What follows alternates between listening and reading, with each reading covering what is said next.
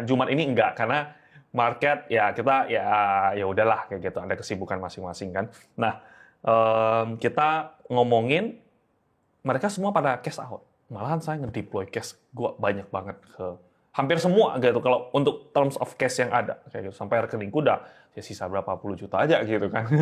Udah sisa berapa puluh juta aja, sisa 40-an something kayak gitu. Kok lu nggak takut? Maksudnya gini, kan lu mulai dari bawah. Lu pernah mengalami kenaikan, abis itu lu pernah kena hajar ke bawah lagi sampai minusnya, lu udah climb back up. Oke. Dan waktu lu climb back up, lu udah di posisi yang lu itu very comfortable. Very comfortable. Lu mau stop pun juga bisa gitu sebenarnya gitu kan. Maksudnya why kayak kenapa di saat orang-orang lain menurut gua agak normal gitu kalau misalnya orang lain ya mendingan enjoy di profit aja ya udah gitu kita kue gitu loh kan kue dong Gak mau gitu. Gue gini gak mau slice gue satu kue gue. Tapi kan dengan resiko yang kalau misalnya lu salah lu bakal ngekat lagi gitu lu yang tadinya minus 60 bisa jadi minus cepet gitu misalnya. Nah jadi sebenarnya I take the risk ya calculated gitu dalam artian konteks gini kalau orang bilang sama Fannya juga ngomong gitu, lu bukannya udah pernah bangkrut ya? Dia bilang, iya gue pernah bangkrut, tapi kan waktu itu bangkrutnya beda. Bangkrutnya adalah gue percaya orang, gue nggak mau ngekat. Nah, dan gue pakai margin waktu itu. Dan konteks ini, let's say lah, ada bad news lagi. ARB lagi, ya gue ARB udah bisa ngekat kayak kemarin. Gue cut lagi, beres, kayak gitu. Maksudnya ya, resikonya berapa? 15%, 20%? Which is ya nggak bikin gue nol kan. Dan dari duit yang gue dapat semua kan, maksudnya halal gue cari sendiri, kumpulin pelan-pelan, trading, ini segala macam. Ya kalau rugi ya gue bisa cari lagi lah kayak gitu. Gue mikirnya seperti kayak gitu.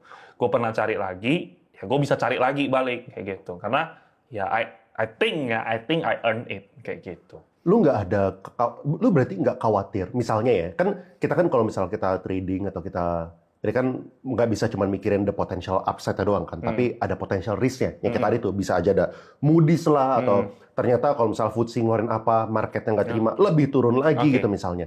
Berarti lu tuh udah siap kalau misalnya ini sampai lu deploy lagi, hajar lagi kalau misalnya sampai turun lu cut 15% lagi dan lu jadi drawdown 80M gitu, ya udah it's the bet that you take gitu. Atau lu tuh nggak ada mental itu, lu kayak mental gue pasti menang nih kayaknya, atau kayak gimana? Nah, jadi manusia itu harus ada kliknya kayak gitu, baru lu berani. Gue deploy cash, tapi gue belum tembak. Gue ngekliknya pas FTSE kayak gitu.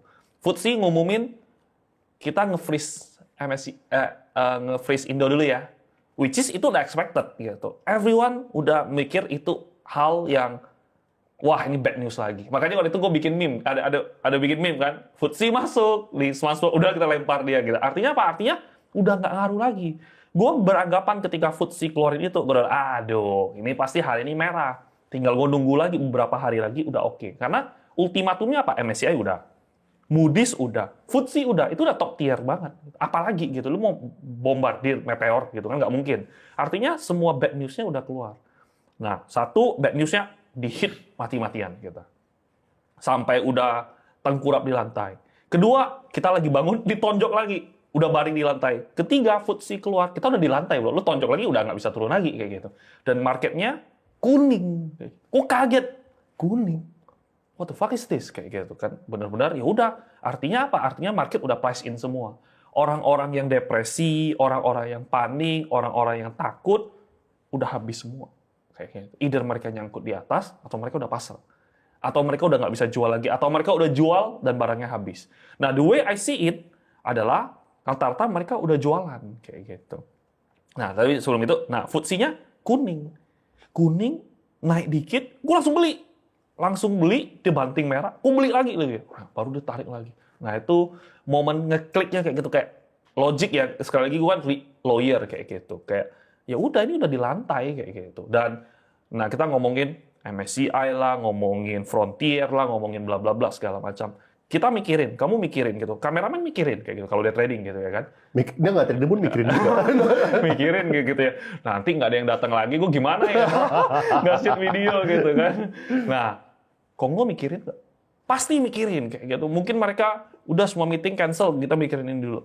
Nah, mereka mikirin itu satu hal penting, itu penting nggak penting mereka mikirin karena ya nggak ngaruh ke kita kalau mikir doang.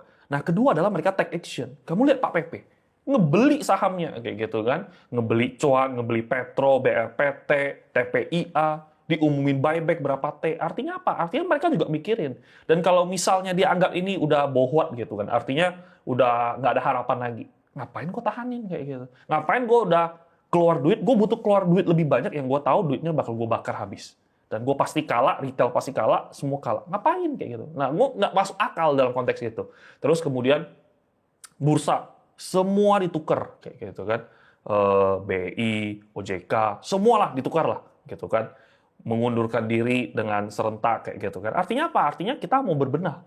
Terus Barreskrim masuk kayak gitu kan. Wah, yang IPO-nya aneh-aneh, yang lu ngepam and dump segala macam diperiksa semua. Artinya apa? Artinya kita kan lagi beres-beres. Nah, gue nganggap kalau misalnya MSCI dan Indonesia itu mereka lagi pacaran, suami istri lah kayak gitu kan, suami istri kayak gitu, ribut, lempar-lemparan, pukul-pukulan. Nah, si satu sisinya yaitu si suami gitu kan, yaitu Indonesia misalnya, dia udah minta maaf, ya bukan minta maaf lah, maksudnya oke, gue perbaiki kesalahannya gue kayak gitu, yang nggak berkenan di mata lu kayak gitu, please give me another chance, gue benar-benar bertobat, gue ketemu pastor, gue ke rehabilitas, gue semuanya gitu.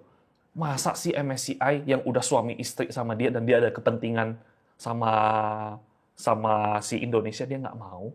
Dan kita lihat emerging market sama developed market, kalau dia udah ini which is duit itu lagi lari ke emerging market kayak gitu. Nah, kemarin kan sama podcast sama yang fun kan ada ngomong kan. Nah, which is gue kasih lihat data kayak gitu.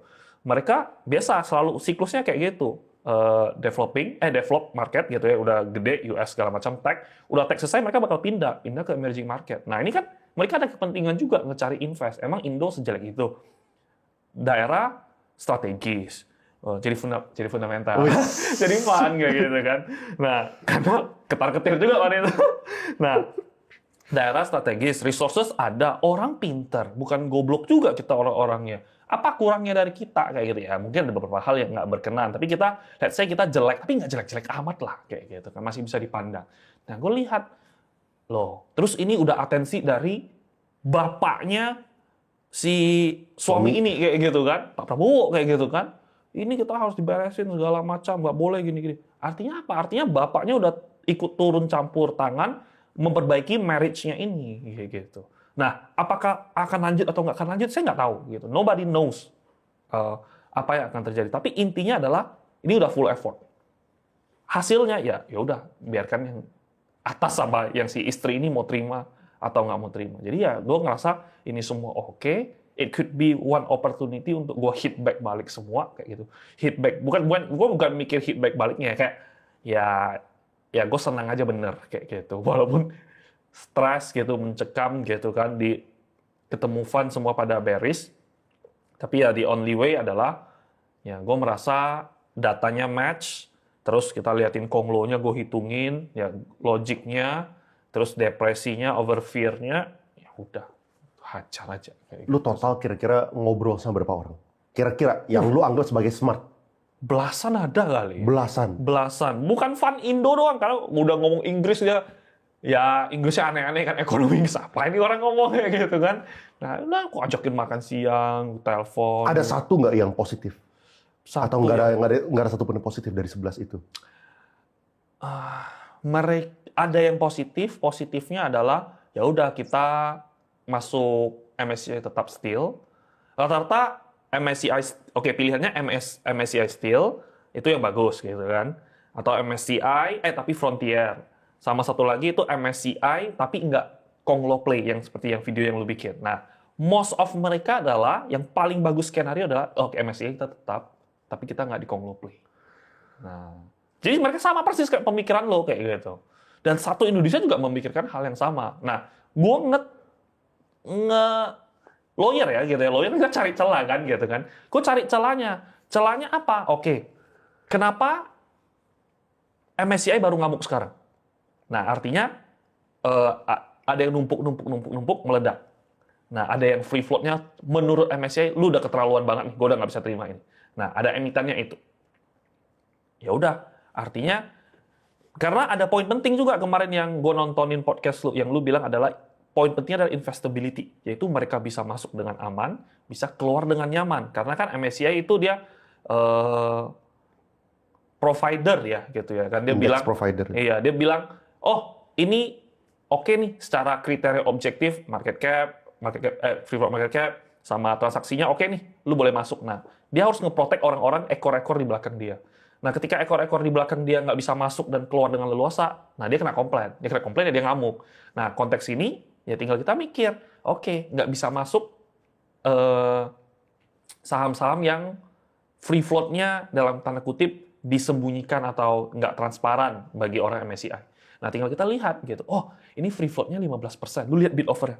Bid offer-nya cuma 300 sama 500 slot. Udah pasti bohong kayak gitu kan. Udah pasti nggak transparan. Ketika dia udah pasti nggak transparan, ya udah nggak usah main kayak gitu. Dan ketika kita betting, gua betting kita nggak mungkin masuk frontier. Kita harusnya tetap emerging market. Ketika kita emerging market, mereka ada duit, harus invest. Investnya kemana nih? Nah, mereka pilihannya jadi dikit. Pilihannya dikit, kita tinggal main saham-saham yang Konglo play, tapi free float-nya gede. Dalam artian, oke lah, free float-nya 30% deh. Udah dah lu nggak transparan 15%, masih ada 15%. Ya udah deh lu nggak transparan 60% dari total free float-nya. Udah deh, jadi lu nggak transparan 20%. Jadi 10%-nya real. 10% tambah 5%, PR-nya banyak? Nggak banyak, kayak gitu. Jadi, yang kayak gini-gini yang gue cari saham-sahamnya. Makanya, dan gue pick dari saham-saham Konglo, gue pilih saham-saham Konglo yang paling disayang sama pemiliknya. Kayak gitu. Kayak Pak Pepe kan, kita lihat lah, semua ARB, cuan nggak ARB. Cuan di buyback di luar. Cuan, nah terus yang kedua, fundamentalnya bagus, yang gue lihat, itu cuan Petro. Jadi gue bet-nya 2 ini. Terus, Pak Happy Hapsoro, gue bet-nya itu Bufa. Gitu. Wah, ini naiknya luar biasa gitu kan. Yang bikin recovery ini 3. Terus yang keempat, gue bet-nya Pak Bakri ya. Pak Bakri sahamnya rata-rata free float-nya seharusnya real. Karena pada nyangkut zaman jebot gitu kan. Nah, jadi aku bet-nya saham-saham kayak gitu. Kalau misalnya free float-nya yang kita tahu, wah ini gue sendiri mau misalnya mau masuk 30 bio, 50 bio aja gue susah kayak gitu. Artinya apa? Apalagi mereka. Nah, jadi logiknya free float-nya seharusnya bohong. Jadi ya gue pakai ilmu lawyering kayak gitu. Gue berani ngehajar. Jadi bukan blindly ngesikat kayak gitu. Sekarang kalau misalnya teman-teman nonton nanti di video ini ya, mungkin ya gampang soalnya apa yang dilakukan tuh udah terbukti lah, udah benar gitu. Cuman yang gue kepengen teman-teman lakukan itu adalah untuk memposisikan diri di saat momen itu terjadi.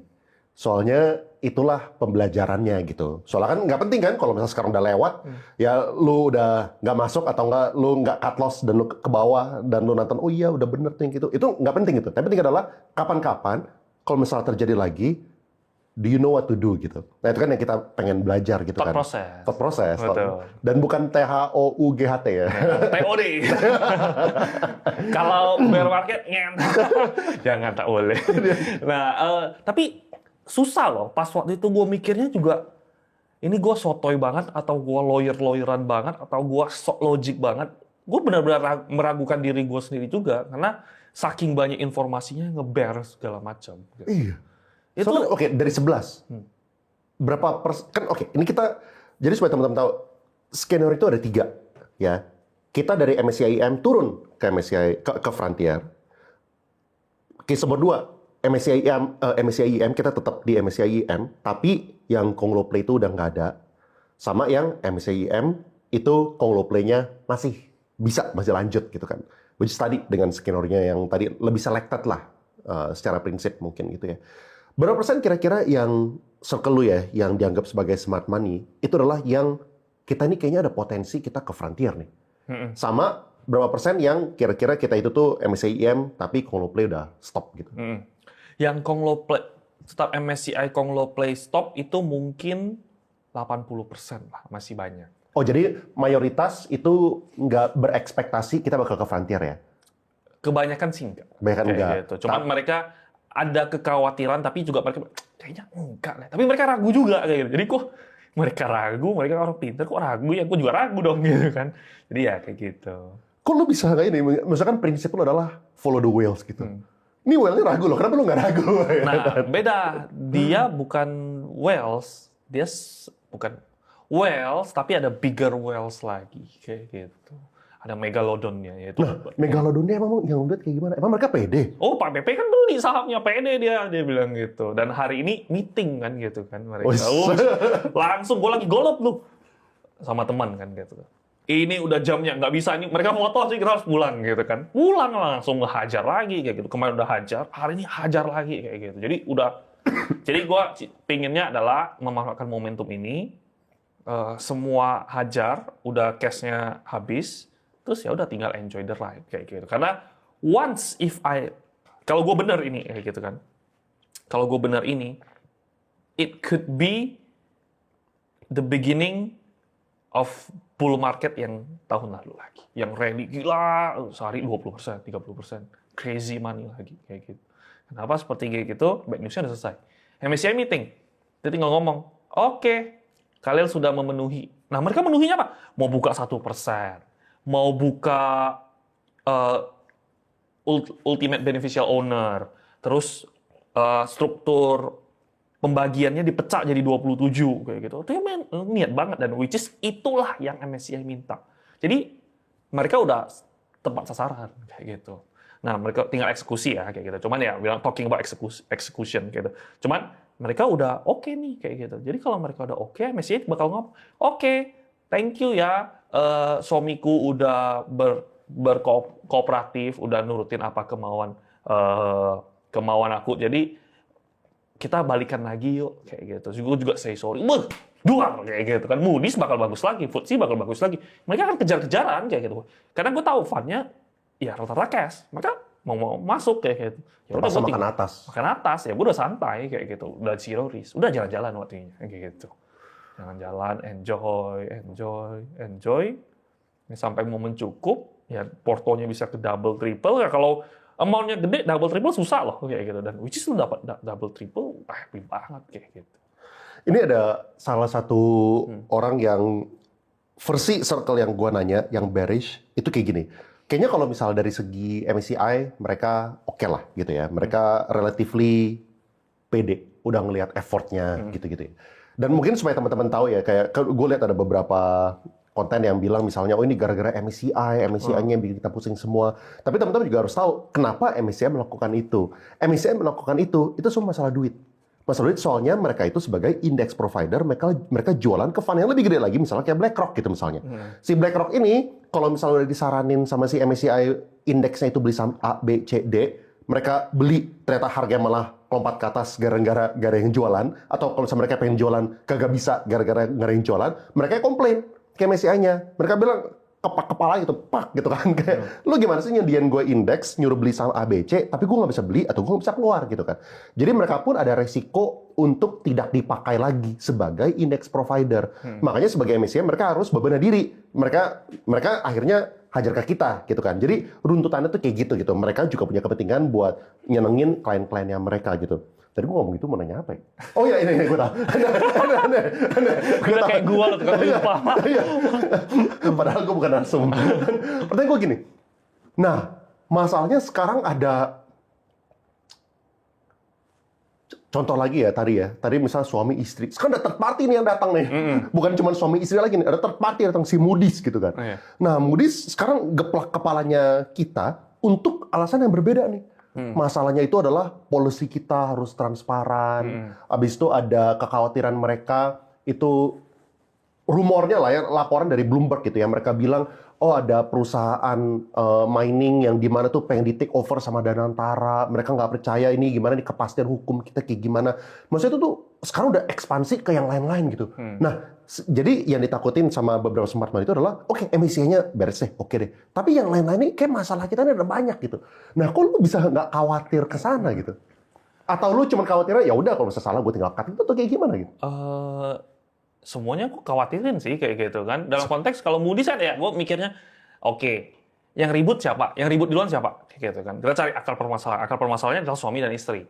Moody's, FTSE, itu sohibnya istrinya ini kayak gitu. Iya benar, suami lu mah dia gini-gini ngikut ngompor kayak gitu kan. Moody's-nya, suami lu suka peraturannya aneh-aneh, masa lu nggak boleh pulang di atas jam 7, peraturannya aneh. Nah gitu. FTSE, iya benar. Nah ngikut mereka. Jadi suami istrinya one soft, Semua soft. Menurutku begitu. Dan ya suaminya juga ya gue udah perbaiki hampir 90%, toh tambah 5% lagi ya why not, kayak gitu. Dan salah satu gue dengar juga rumornya adalah ya terkait yang izin yang dicabut itu, yang sahamnya rontok itu banyak dimiliki oleh fund. Fundnya langsung suratin kayak gitu. Ini kok boleh cabut sembarangan. Ini tidak seharusnya seperti kayak gitu dong. Gue jadi nggak nyaman nge-invest. Perusahaan bagus, lagi gue beli, gue suka, lu cabut jantungnya dia tanpa sebab. Nah, ya kayak gitu-gitulah. Tapi ya minimal presiden kita udah aware terhadap hal-hal yang seperti itu. Makanya dia akan bilang, gue akan revisi semua yang izin-izin tambangnya. Jadi ya udah, mereka emang mau berubah, dia mau berubah kayak gitu. Ya, ya. Lebih baik, dan kita berubah lebih baik. Bull market, sesuai kata Pak Purba ya, to the moon. Kayak gitu. Nah, to the moon. Nah, saham fundamental tetap stay kan. Jadi ya, gimana ya? Capital market tuh kan selalu adaptasi dan selalu berubah. We cannot control, gue nggak bisa kontrol lu mau beli apa. Gue nggak bisa kontrol lu juga, lu mau jual apa. Nah sekarang hype-nya itu adaptasinya pada lagi beli Konglo, let's say kayak gitu, atau beli saham-saham yang mereka itu visioner pemiliknya. Nah mereka lagi in ke sana. Whether kamu ikut atau nggak ikut. Kalau kamu ikut ya kamu mungkin dapat, tapi ada resiko. Nah orang itu mau ikut tapi nggak mikir resiko. Kalau nggak, orang yang nggak ikut itu komplain. Nah Indonesia itu selalu kayak gitu. Kayaknya nggak saling suportif ya gitu. Dia sangat disayangkan, curhat kayak gitu. Kenapa dibilang saham Funda scam, saham Konglo ini scam? Kenapa harus kayak gitu loh, kayak gitu. Orang juga ya, lu kan nggak grow juga kan dari tahun lalu, lu nggak grow, gue nggak bilang saham lu scam kayak gitu kan. Tapi gue ngomong gitu pasti dihina lagi, gitu, maksudnya diserang lagi, jadi ya nggak akan habis. Curhat gitu. Apa strategi Konglo MM akan berubah atas pembaruan peraturan BEI dan OJK? Mungkin ini kali, kayak menurut lo dengan dinaikin jadi 15% dan juga ini jadi 1%. Kalau misalnya mereka mau pun, caranya kayak gimana kalau kayak gitu? Pasar nego. Nah orang juga kebanyakan pasrah, nggak ngecek, udah keep blaming aja. Kalau gue tetap, walaupun stres ya, walaupun gue nggak pengen buka laptop ya, tapi gue tetap buka gitu. Lu lihat pasar nego banyak. BRPT pindahin pasar nego. Bufa, pick gue gitu kan, dia pindahin pasar nego. Terus banyak saham-saham yang konglomerasi ini pindah pasar nego. Artinya apa? Mereka lagi kerja nih, kayak gitu. Mereka nggak diem, mereka lagi kerja. Nah kalau mereka lagi kerja, lu harus ngapain? Ya lu ngikut, ya karena follow the whales kan, kayak gitu. Jadi strateginya pasti akan berubah, tapi ya let's see lah kayak gitu. Nah itu justru beauty-nya, karena kayak FCA di awal-awal orang pada komplain. Kenapa orang komplain FCA? Karena dia beli gocap, dia berpikiran one day kalau bangkit lagi, gue nggak mungkin rugi, gue paling rugi waktu. One day dia bangkit lagi, gue menang. Makanya dia beli gocap semua saham. Nah tapi semenjak ada FCA mereka komplain. Tapi kalau orang-orang kayak gue nggak ada barang, wah gue melihat banyak banget kepentingan kayak gitu. Ada yang di harga 10 di akum, ya lu ikut aja, kayak gue dapat lumayan gede tuh IRSX.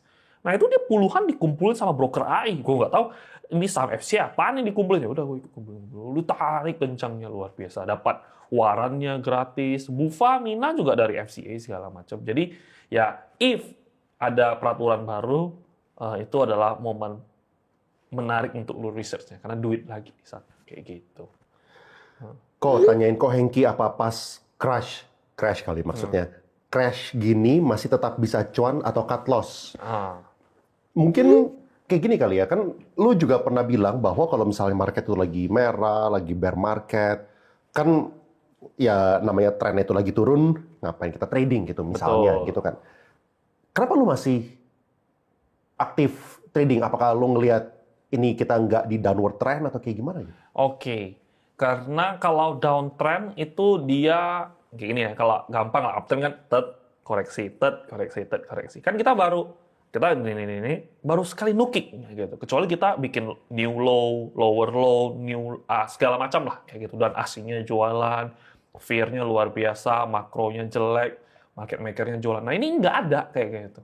Jadi sampai detik kemarin pun gue nggak melihat ada ini bear market kayak gitu. Gue nganggap ini ya ini disaster lah gitu. Cuman ya we can fix it kayak gitu.